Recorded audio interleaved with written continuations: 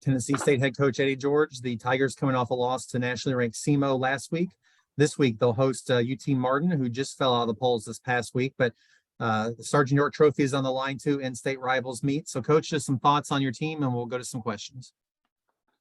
Yeah, we said a bad loss last week to a really good football team. In SEMO, you see firsthand what the standard is in this conference. Coach Duke did a phenomenal job of coming in, knowing the assignment. It was eye-opening to see exactly what we need yet again, from a personnel standpoint, to compete in this league at a high level. And that's it. Lesson learned yet again, and we're going to strive to get better. This opponent certainly poses the same threat. They're built the same way. Great balance offensively. They do some things defensively that just cause disruption. They're solid special teams wise. They're well coached. And we got to have our hands full yet again this weekend. Thanks, Coach. Mike Organ's up first. Eddie, we talked after the game, and you said kind of obviously that the problem was a lot on offense. Have you been able to nail down specifically what the problem on offense is, and how is the line playing would be my biggest question. Well, looking at it, the line play has been relatively solid. I think our quarterback can get spooked a little bit, stand there a little bit more. I think earlier on in the year when, wasn't as sound, he didn't have enough faith in the offensive line to protect him. But there are plays to be made within that. And I think that's what we're seeing is a lack of trust and the blocking up front. Offensively, it comes down to this, Mike, execution in the red zone. We had some guys open. We missed a few plays. We were down the 2-yard line. At some point in time, you got to impose your will to get that 1 yard, and we weren't able to do that.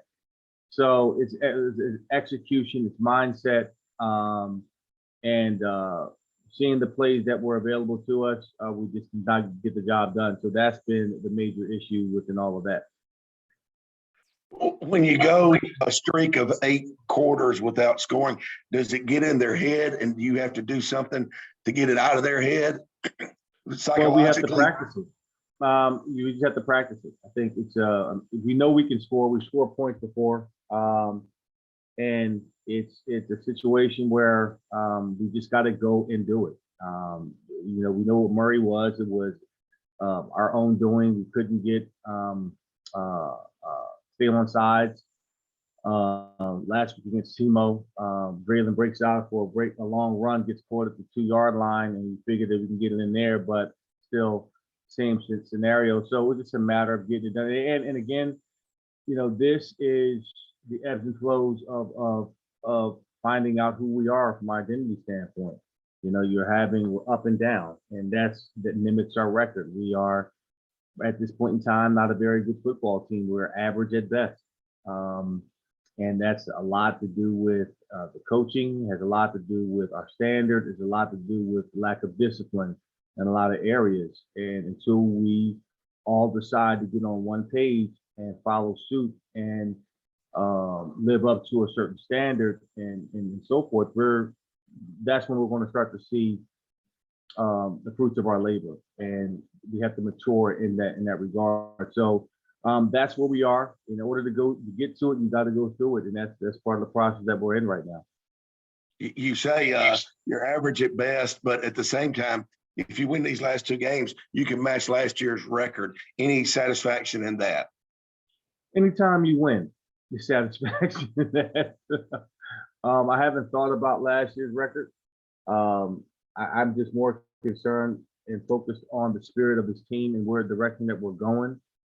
Making sure that we're competing and not there figuring out that, hey, you don't have anything to play for. No, you have something to play for.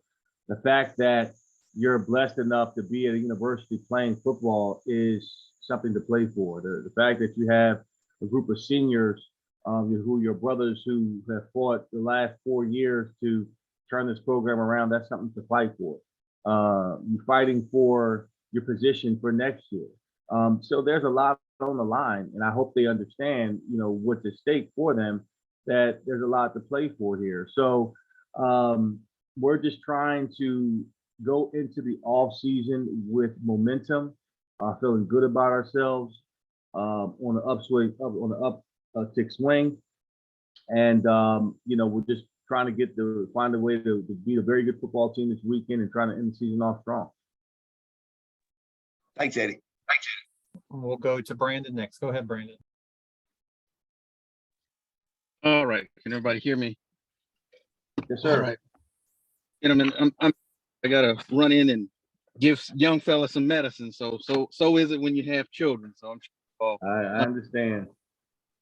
apologize for my background scenery here.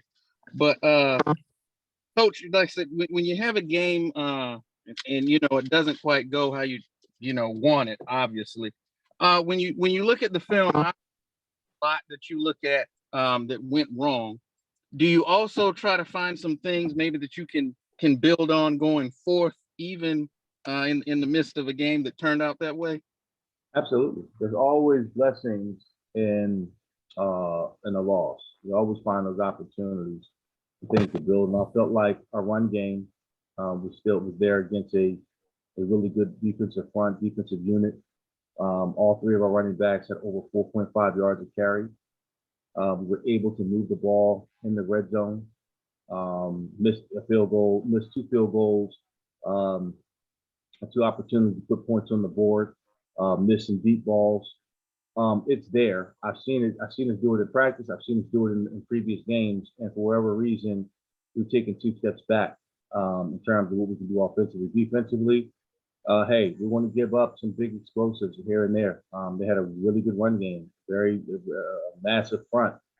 And I felt like our defense got after their quarterback and passing situations. We won on first, second down, got them the third down, sacked them a couple of times, caused a fumble, had opportunities for a pick. So the plays are there. The opportunity there. We just have to execute, realize that, yeah, okay, it's 42-0, but at one point in time, we score a touchdown, it's 21-7 or 14-7, completely different ballgame, completely different field.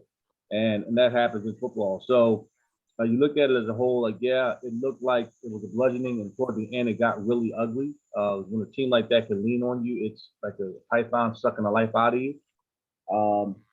And that's what we aspire to be. That's what championship football looks like. And the fact that we were still in the conversation of possibly winning a championship or having a share of it, having won the last 2 games, is progress in itself. It's been a long time since we're in the conversation this late in the season. This happened 2 seasons in a row. So, we look at the positives and we're looking to build on that. Kyle, do I have time for a quick follow-up? Yeah, one more. That's good. Yep. And that kind of leads into actually my second question. Like I said, you all are still in the hunt for the OVC. As you look toward playing UT Martin this weekend, what do you see or that you have seen on the film as you started to game plan for those guys? It's almost a carbon copy of what we saw last week. A team that's well coached, disciplined, balanced, offensively and defensively. A big back that can cause you problems. He's about 6 foot, 220. Zach Wallace is. Quarterback is efficient, throwing the ball downfield. They probably throw it a little bit better than Simo. And again, defensively, solid up front. We want to see the same looks that we saw out of Simo the last 3 weeks of Murray and Simo with an odd look, bare fronts, trying to make you one-dimensional, throwing the football. And there are not a lot of opportunities there. So when you do have those opportunities, you have to execute. So, UT Martin, they won the conference last year. They're ranked for a reason. They're coming off of a loss themselves. So it's going to be a big game for both teams. And that's kind of what I see this weekend. Thank you, Coach, and good luck this weekend. Thank you. Thanks for your time, Coach. Best of luck. We'll talk to you again next week. Thanks a lot, guys.